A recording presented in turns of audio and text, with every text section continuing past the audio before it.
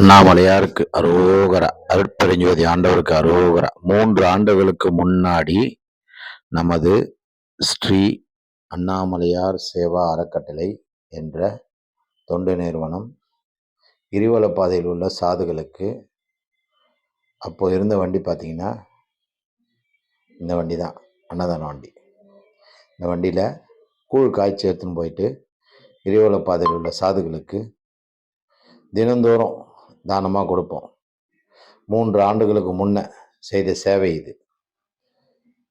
பாருங்க, கேப்ப கூழ் 3 ஆண்டுகளுக்கு முன்னாடி செய்த சேவையின் படங்கள் இது. இவங்கெல்லாம் இப்போ எங்கே இருக்கிறாங்கன்னு தெரியாது. இந்த படத்தில் பார்க்குற யாருமே இப்போ கிடையாது.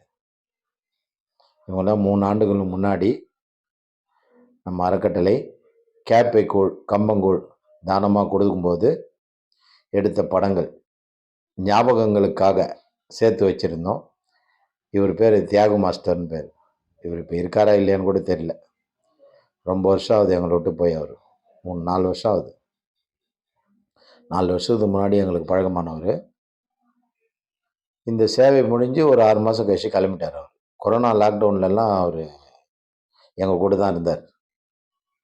கொரோனா லாக்டவுனில் நிறைய பேருக்கு கிரிவல பாதையில் உள்ள சாதுகள், இவர் இருக்கார், இப்போ இருக்கார், இந்த பெரியவர் இருக்கார்.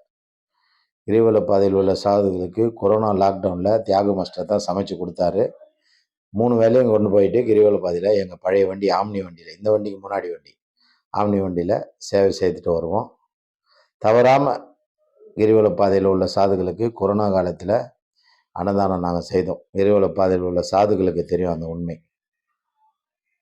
நன்றி. இவங்கெல்லாம் இருக்கிறாங்க.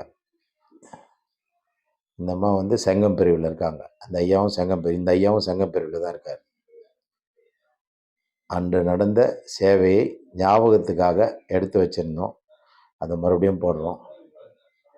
அண்ணாமலையார் சேவா அறக்கட்டளை தொண்டு நிறுவனம். வாழ்க வளமுடன்.